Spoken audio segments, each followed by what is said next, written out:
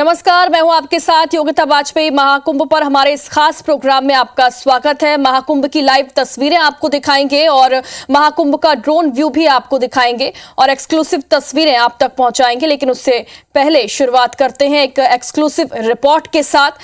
अब आपको दिखाएंगे महाकुंभ, लेकिन कुछ ही अलग ही तस्वीरें आपको दिखाएंगे। देखिए महाकुंभ अंतरिक्ष से।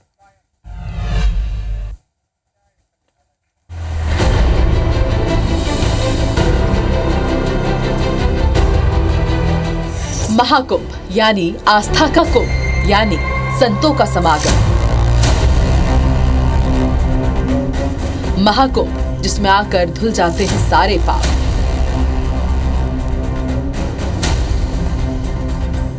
महाकुंभ जहां आकर दूर हो जाते हैं सारे संताप। महाकुंभ कितना दिव्य और भव्य है, इसकी कई तस्वीरें लगातार आप देख ही रहे हैं। सोशल मीडिया से लेकर TV channel, Instagram, Facebook, YouTube, सभी जगह महाकुंभ की तस्वीरें छाई हुई है।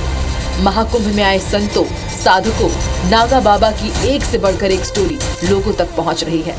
महाकुंभ के अंदर से लेकर बाहर तक की भव्यता सामने आ रही है। तो इसी बीच अब भारत का स्पेस रिसर्च ऑर्गेनाइजेशन इसरो ने भी महाकुंभ की भव्यता दिखाने के लिए एक कदम आगे बढ़ाया है।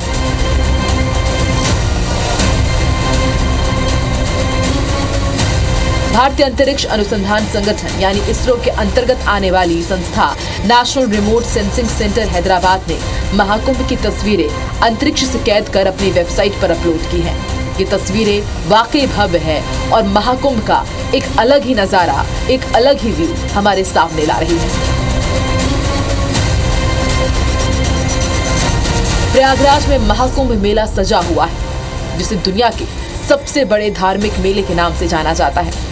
इस महाकुंभ मेले के लिए देश दुनिया से श्रद्धालु संगम नगरी पहुंच रहे हैं, शाही स्नान कर रहे हैं। इस आस्था के महापर्व में श्रद्धालुओं को किसी तरह की दिक्कत ना हो, उसके लिए सरकार और प्रशासन श्रद्धालुओं की सुविधा का पूरा ध्यान रख रही है।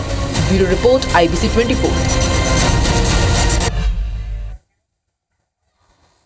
और अब आपको एक बाबा से मिलवाते हैं जो महाकुंभ में आए लोगों के लिए प्रेरणा बन रहे हैं। ये बाबा कोई नॉर्मल बाबा नहीं है, ये बिल्कुल फिट है और दूसरों को भी फिटनेस का मंत्र दे रहे हैं।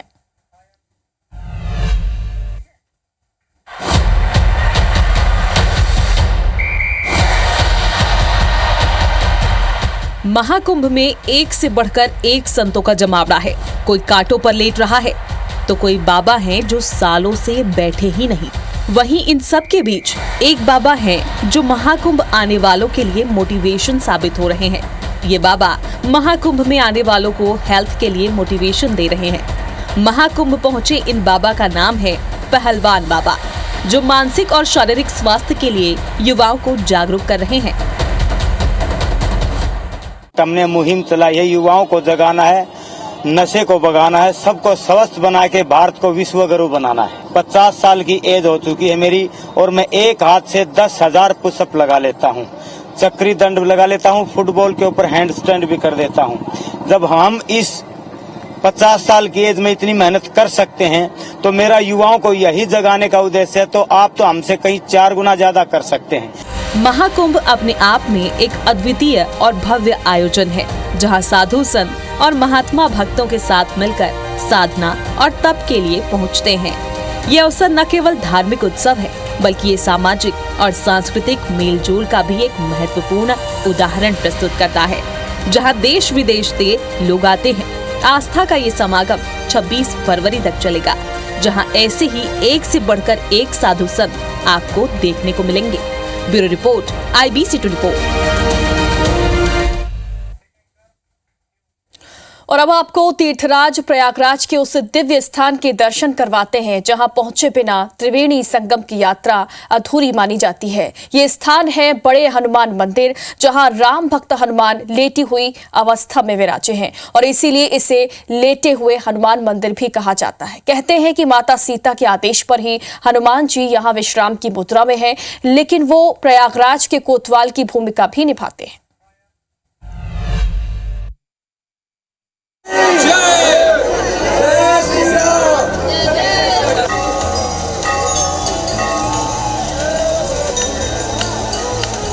प्रयागराज में त्रिवेणी संगम किनारे किले के पास स्थित है बड़े हनुमान मंदिर। यहाँ लेटी अवस्था में विराजे हनुमान जी के दर्शन के बिना संगम यात्रा अधूरी ही मानी जाती है।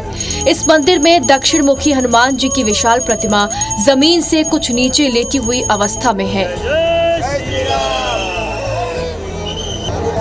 ये प्रतिमा न केवल अपनी भव्यता बल्कि अपने प्रतीकात्मक महत्व के लिए भी जानी जाती है।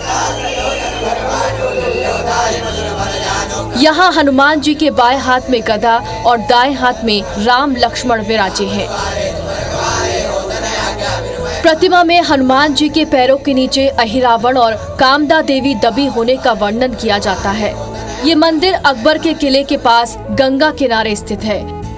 मान्यता है कि लंका विजय के बाद हनुमान जी यहीं विश्राम करने के लिए लेटे थे।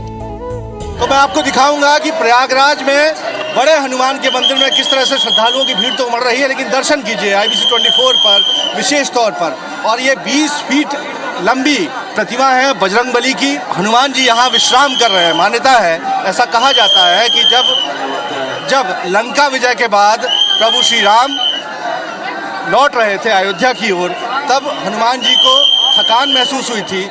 प्रभु श्री राम के आदेश से हनुमान जी यहाँ पर विश्राम की अवस्था में आ गए थे, तो इसीलिए विश्राम करने की वजह से ही वो आज यहाँ लेटी हुई अवस्था में है। और ये प्राचीन काल से इसी तरह से यहाँ विश्राम कर रहे हैं। लेकिन काफ़ी ये सिद्ध मंदिर है और यही वजह है कि दर्शन करने के लिए लोगों की भीड़ उमड़ती है।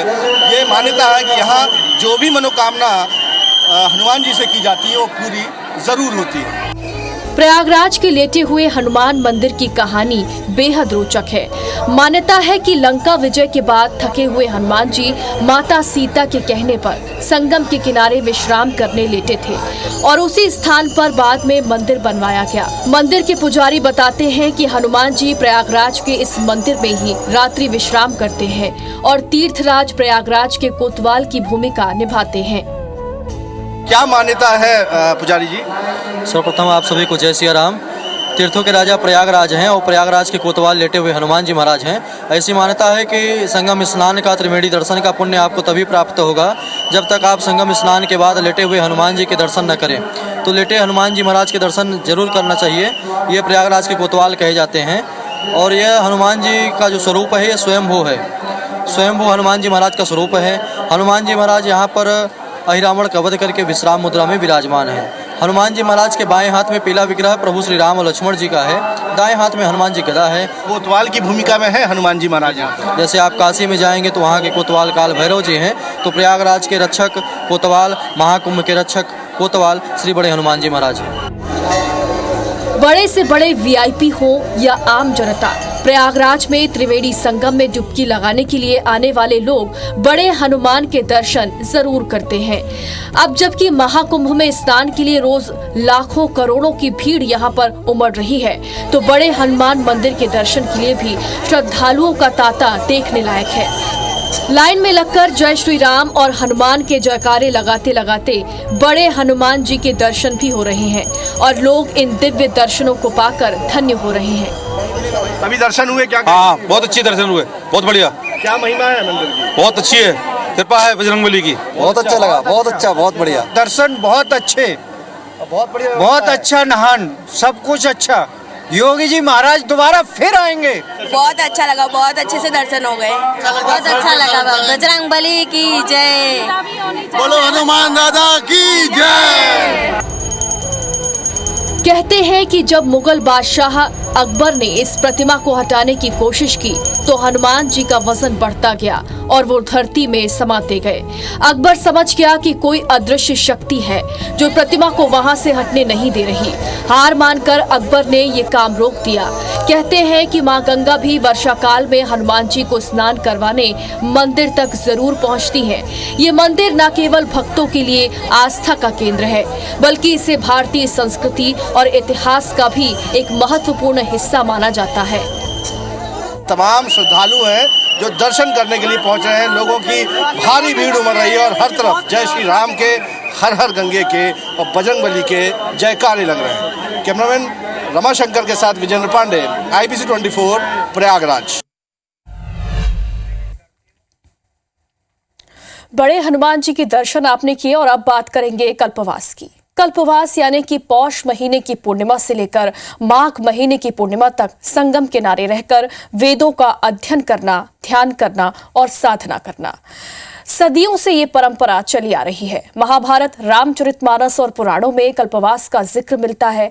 आमतौर पर कल्पवास महीने भर का होता है। कुछ लोग 3 दिन, 7 दिन और 15 दिन का भी कल्पवास करते हैं।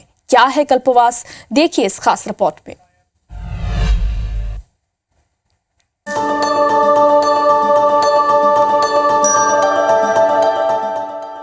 माघ के महीने में जब सूर्य मकर राशि में आते हैं तब हर कोई तीर्थराज प्रयाग आते हैं।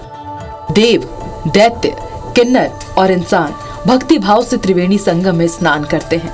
यहाँ सभी कल्पवासी 30 दिनों के लिए आते हैं। प्रयागराज के तीर्थ पुरोहित, जिन्हें यहाँ के लोग पंडा कहते हैं, उनके सानिध्य में या यूं कहें कि उनके टेंट में रहते हैं और भक्ति भजन करते हैं।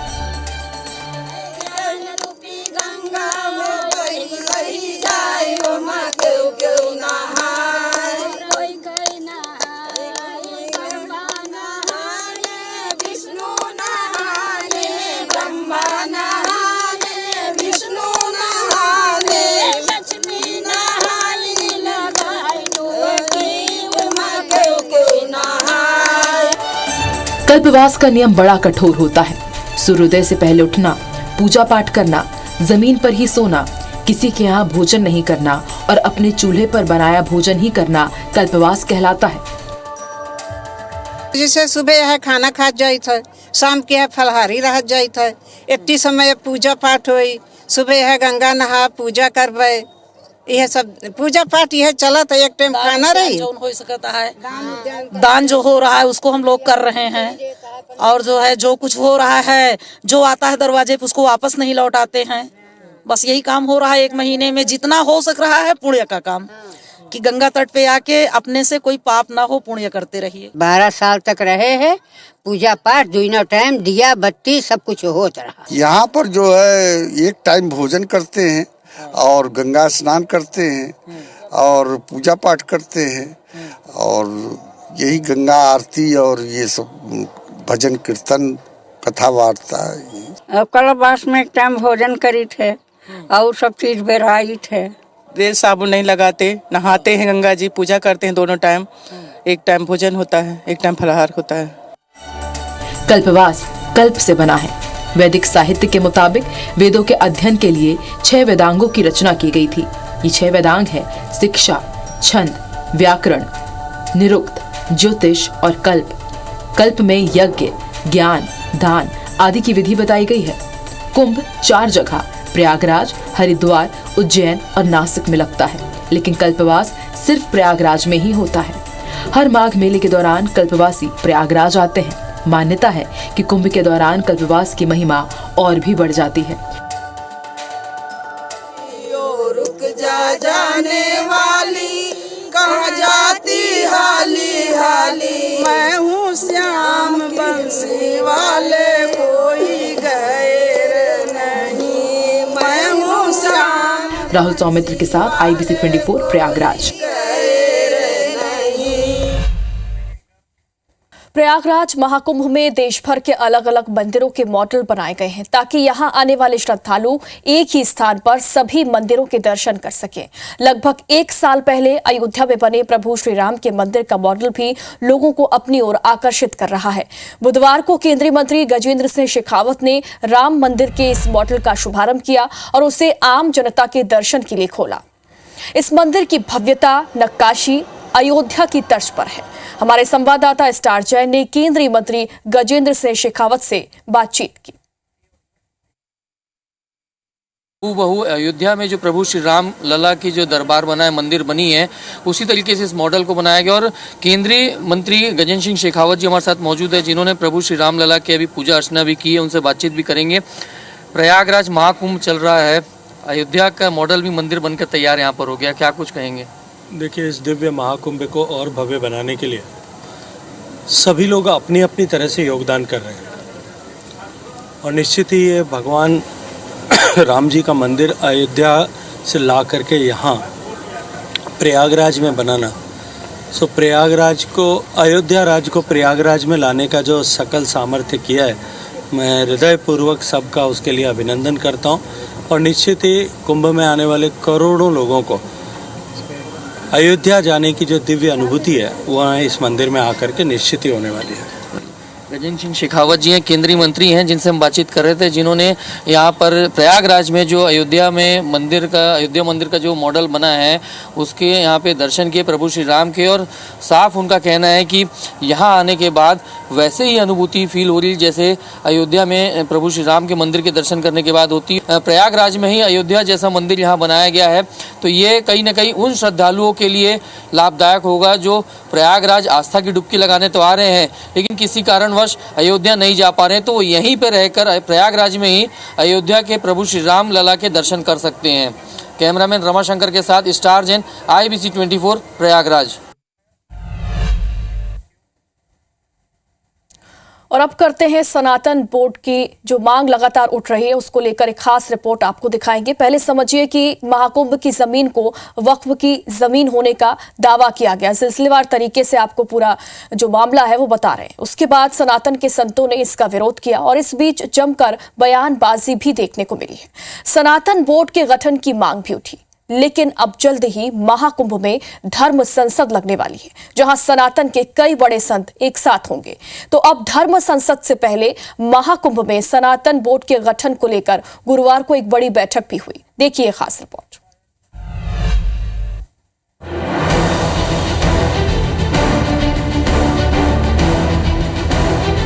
देश में काफी वक्त से सनातन बोर्ड की मांग हो रही है। तमाम साधु संत, अलग अलग अखाड़े सनातन के हित के लिए सनातन बोर्ड की वकालत करते आए हैं। सनातन बोर्ड की मांग की गूंज अब प्रयागराज में और भी तेज हो गई है। निरंजनी अखाड़े में सनातन बोर्ड की मांग को लेकर अहम बैठक हुई, जिसमें कथावाचक देवकीनंदन ठाकुर और अखाड़ा परिषद के अध्यक्ष रविंद्र पुरी जी समेत अन्य साधु संत भी मौजूद रहे।